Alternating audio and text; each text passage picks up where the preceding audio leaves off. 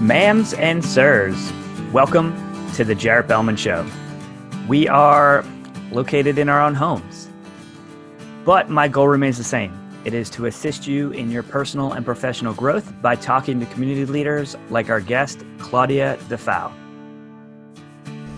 This episode is brought to you by Pro 16 Productions. Pro 16 Productions combines experience, passion, and innovation to capture the essence of your projects. Claudia and her husband Bill have been married for over 25 years. He sold his air conditioning business. She quit her job and they moved to Asheville from Florida. They left 5 grown children and their families to live where they had always dreamed of living. They knew they wouldn't be able to retire at 65 for 2 main reasons. The first, financially, they couldn't. The second, they needed some purpose in their life. 3 years before Claudia retired, she learned everything she could about her business. She set up a lab and office in her home because she likes to go to work early and she didn't want to commute. Welcome to the show, Claudia. Thanks, Darren, for having me on. I'm really thrilled to be here. The pleasure is all mine. And we are talking about working from home today, which is a choice you made long before COVID-19. Yes, I did, because 5 o'clock is optimal time for me, and I'm not sure if I would want to be going out and doing things at 5 in the morning. So we made a conscious decision of what started on the back porch, because our kitchen's way too small, to redo the downstairs of our house, which is a full walkout basement. We already had rooms and things, but we had someone come in and set up the soap lab so that it was all FDA compliant and that we had the storage we need. And as we speak, my husband is out there making more storage for packaging. You have no idea how much space, bottles and jars and just everything in the world that you need to sell this stuff takes up. I mean, the materials are minuscule compared to the packaging. So we have to build a storage shed to contain that all. That's great. And that's all out on location. So that's wonderful. So 5 grown children. Can we get some names and maybe are they married or are there grandkids? Oh, yes, lots of grandkids. I have 2 children, Matthew and Amy. Matthew's in the Navy. He's stationed in Norfolk, and at the moment, he's under the water somewhere. And my daughter, Amy, she moved here about 10 years ago to be closer to me, and they live out in Fairview, and they've got this beautiful homestead farm, but they don't really plant anything. They just have all this property, and they've got bike trails and her yoga platform, and Derek has his blacksmith shop and wood shop there, and it's idyllic. It overlooks 9 and it's beautiful. Bill has 3 children. He has 2 sons, Gary and Michael. One lives in Kentucky and one lives in Tennessee. And his daughter Pamela is still down in Florida, and she's an executive director for a sanctuary, but it's not a sanctuary. She does the rehabilitation work on it. And it's just amazing. It's one of the things that we do support. I send them coffee soap because their volunteers say that that's the only thing that gets the stink out. And we recently made some, what I call a human hider, so that they can interact with the animals without the animals like saying, oh, it's a human. And so, we send them cases of that too. So, it's just really fascinating to go down there and see all that they've done. That's wonderful. Well, thank your son for his service. I'm sure it's tumultuous times now, and your families are doing some interesting things. I mean, blacksmith and, there's a lot of things going on. That's awesome. So I know. Tell me about the grandkids. The grandkids, I have 3 and Bill has 13. And then he has, I think it's up to 4 great grandkids. We just had another great grandbaby last week. So he's up to 4 great grandkids. That is amazing. Yeah.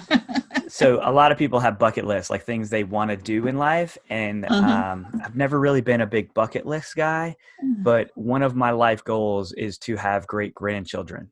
And that's, yeah.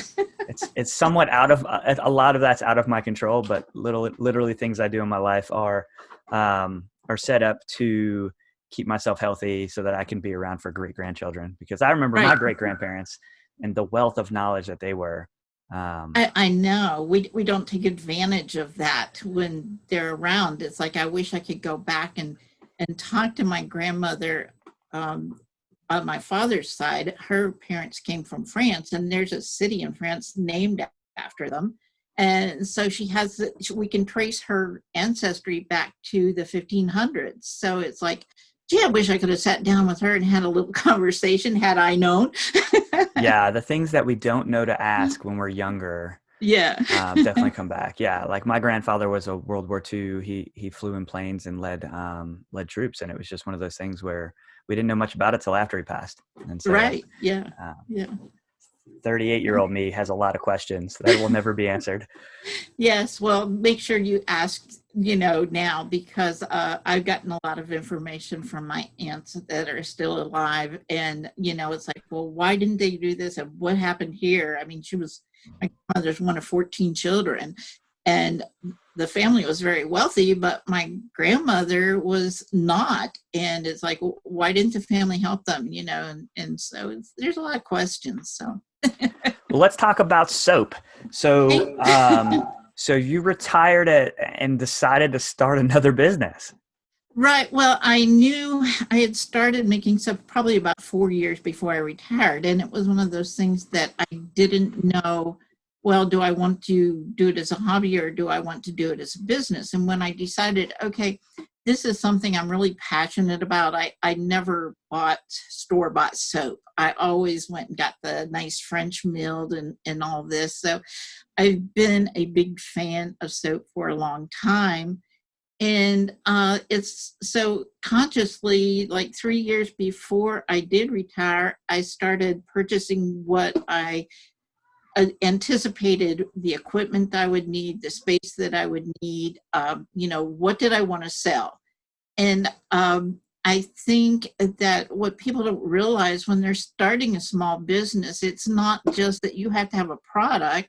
You have to have, well, who's going to make the labels? Because I've got 100 products, and sending out to make labels every time I want to change a product is just not feasible. And the same with the photography. What I did for my photography on my website was at the Small Business Center. I met a photographer and I said, look, I would love to have you come out and take all these pictures of my products, which I might change in the next few months.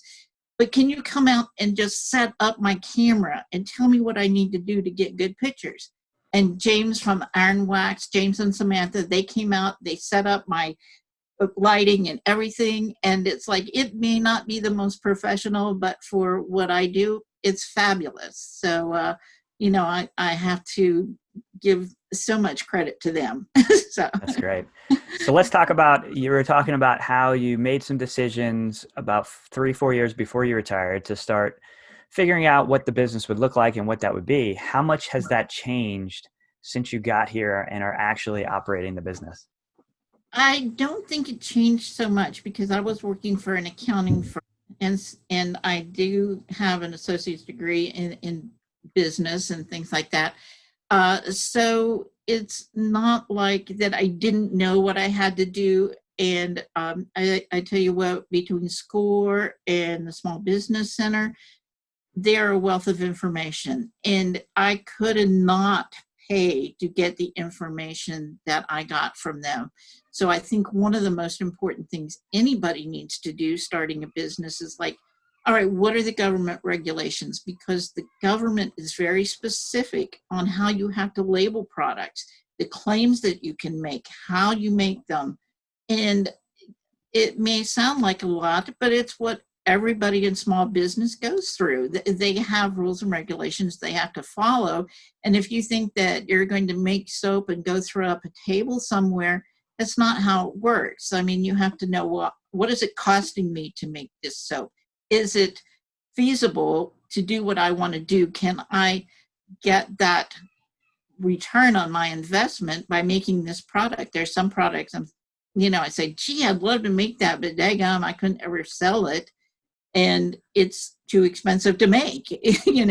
Right now I'm kind of doing cosmetics, but those are just for my friends and my family because this is what we want to do. And they're expected to kick in for the cost of this. So, I don't know that we'd ever see a cosmetic line, but it's like something that we're doing. Yeah. So, and I think a lot of small businesses forget that we're in business to make money, not yes. it's not right. Because if not, then it's just a hobby, which is fine, but there's a big difference. Yeah. And the government says if your business is a hobby after 5 years, then it's not a business, it's a hobby. And so you have to be careful about, I told my accountant, I said, okay, we have to show some profit this year. And he says, no, you don't understand. It's not that you have to make a profit. You have to show that your intent is to make a profit. So, okay, fine. Which intent is powerful. Yeah, it's like people don't think about it. And, yes, making soap is fun, the lotions and everything, but then you get into, well, if I put this in a bottle, is it sanitary enough to sell? Is it going to grow mold? So you have to do all this testing to make sure your products are safe. I mean, nothing scared me more than having somebody have a bad effect. I mean, we have insurance and everything. It's another thing people don't think about. Well, if somebody comes back and sues you, how are you going to pay for that? So that's why we get insurance. So, it's like, and I've got to say, Jared, I am so glad that I ran into you. Well, thank you. Well, it warms my heart to hear you say like that there are federal regulations and you want to follow the guidelines set up for your industry. So that's definitely warming to my heart. And thank you. Yeah, full disclosure, Claudia is one of my favorite clients. I say that to all my clients, but definitely one of my favorite clients. And no, we are glad to help you and glad to get to know you better. So let's talk about the what you're doing specifically. So because you're doing soap, I mean, the way your basement is set up, I mean, is like a lab. I mean, that's what you call it, is a lab. Yes. And we're getting ready to expand more because my husband's home, we're doing a trial retirement for him because where he works and his age, it's like we really didn't feel that at this time he needed to be there and be exposed to anything that might come that way. He's got some underlying conditions going on. And so he's been home, and it's like with both of us here, it gets a little crowded because if I want to make something, he's usually got, all of my area involved in it. And it's like, no, that's not going to work. We need to get you your own little space. So, because, I don't just make soap. I make the lotions to go with it. I make shower aromatherapy sprays that you spray in the shower, and they just kind of make everything smell really well. We've got a men's line with the beard oil and stuff, which I keep saying I'm going to send to Jared to try out. And we have a dog care line. Wow. Because I have dogs, and if you don't get the pH right on the shampoos and stuff, they itch. So it's like, okay, so I had to learn so many things about chemistry and math. I mean, a lot of the recipes for any kind of thing are written in grams. Grams are much more concise than ounces. So I had to learn about converting grams to ounces. And it was like, okay, I'm getting a lot bigger education than I counted on. That's great. And all after you retired, right? Yeah. I mean, YouTube is a wealth of information. We would spend our nights watching YouTube videos on how to make soap. And I still have my favorite people that, okay, if I have a question, I'm just going to look up what they did. And there are so many great soapers out there, and there's so many resources. And the nice thing about making soap is, like, I don't want a huge business. I don't want to have to go on the road. I want to do my online business and maybe have it in the stores that I choose. But there's some people that they want it all over. I mean, one of my heroes is the Beekmans, and their stuff they got going because I knew Martha Stewart, and, you know, they're huge now. I don't want to be that big, but I look at their marketing and go, okay, I can do that. I mean, you just get your marketing and all this by looking at what your competition does and saying, I don't want to do that, but I do want to do this. And I think that works well. So it's like, you have to learn marketing. You have to learn how to make the products. I mean, some people, they just do like third-party reselling. Well, there is no third party. That's me. So there's a lot to learn, and I want to do it well. And now, by meeting other people in the community, I'm working with Laura at Adora Therapy. She wants to add soap and lotions to her line of chakra and aromatherapy room boosters.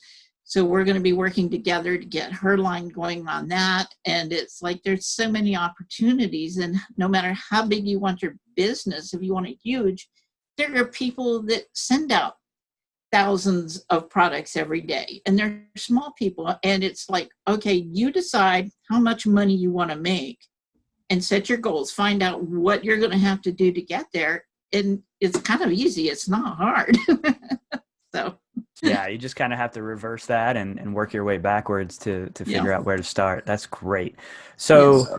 Out of my own intrigue, what are the top selling scents that you sell? Lavender. And I've got to regress a little bit. One of the reasons that I started the soap business was because Amy has 30 acres out there in Fairview. And she says, I'm going to plant lavender. I go, great. What can we make from all this lavender? And I said, we'll make soap. I didn't realize that it takes an acre of lavender to make a pound of lavender essential oils. Wow. So it's like, okay, we'll just sell the buds and the days and things with what you make, because she's not quite there yet with, you know, you see these acres and acres of things. But a lot of my scents or fragrances are based on lavender essential oils, lemongrass. Right now I'm making a scent that's called wild ginger, which is ginger essential oil, verbena, and a white tea extract. And it's just so light and fresh that it's like, I can't keep it on the shelves. In fact, it's on my things of, okay, I have to make lotion today. The bad, I wouldn't say bad thing, but one of the things about soap, it takes 4 to 6 weeks to cure. So there are ways that you can sell it by other processes, which I don't like. I don't like the feel of the soap or how it looks. So my soap takes 4 to 6 weeks to cure. Everything else I can make, you know, you call me and I say, yeah, I can make that today. It's not a problem. But soaps, I really have to plan out, like, okay, how much am I going to sell? And for some of the nonprofits around here, they're really lucky because I've made too much of something. So they get all the bonuses of it. That's great. That's great. So do you feel like you're getting more business with everyone being told to wash their hands? Absolutely. I think, you know, I went down to see my sister in Florida. She is not a big fan of my soap because she says it's too moisturizing. And down there, she says it feels sticky. So I do have some soap that doesn't have as many moisturizing oils in it and things. But when I go there, she doesn't really have soap. So I was using body wash, and I go, this just strips you of everything. There's nothing natural in it. I like the moisturizing of the soap. I make 20 different soaps, and every one of them does something a little bit different. There's soaps for people that, you know, have oily skin. There's soap for people like me that need all the moisturizing they can get.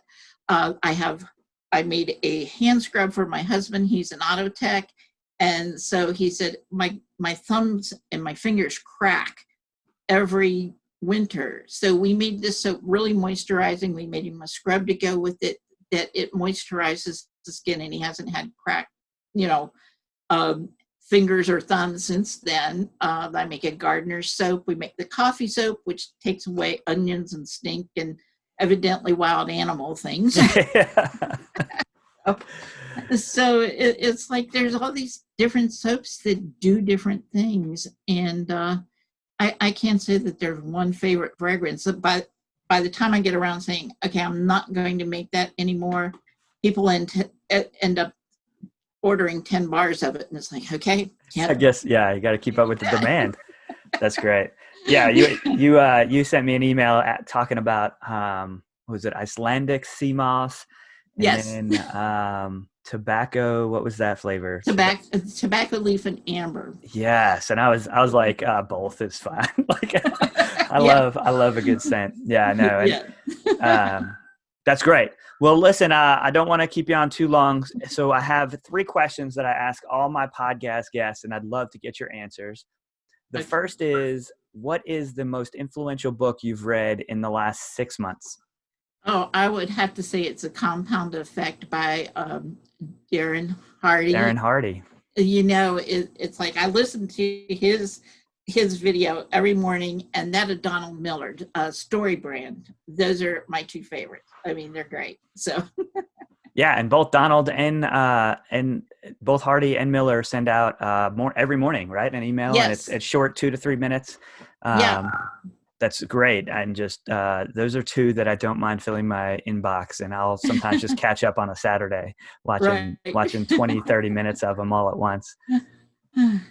That's great. No, that Compound Effect is probably one of the books that changed my insurance career and how I looked at what I was doing daily in activity. So that's a solid book that I try to go back to at least yearly and just flip through and see what I wrote and add new notes if I have them. That's a great one. So the next question is, what is something in the last 6 months you've had to say no to? Oh, gee. I think lots of things, people, you have to set boundaries and feel like, okay, this is what's good for my business and, or my personal life. So while I try not to say no to people, there are some things, I can't think of anything specific. Sometimes there's so many good networking things going on that it's like, okay, I can't go to them all. Somebody has to make soap. So I would say being very choosy about where I attend, what shows I put my products in and things like that. So. Yeah, both of those are important. So one is protecting your time and one is protecting your product, which is right. 2 important things to a business. So that's great. All right. The last one. If I were to give you a billboard and you could write whatever you wanted on it and millions upon millions of people would see this billboard, what would it say? Oh, I think it would be just something like, take care of yourselves, because I could not sell millions and millions of soap. That's not in my plan. Hundreds, thousands, maybe, but I think something that's going to uplift people and give them a sense of well-being, that it's not all bad. I've lived for 70 years and I've gone through this 3 or 4 times, and it's okay. You'll come out okay. I think that's a great message. Well, Claudia, thank you so much for spending some time with me today. Thank you for being on the show. Thank you, Jared. I've had a ball. Thank you for watching the Jared Bellmund Show. Be sure to hit subscribe, ring the bell for future notifications, and check out the description for more information.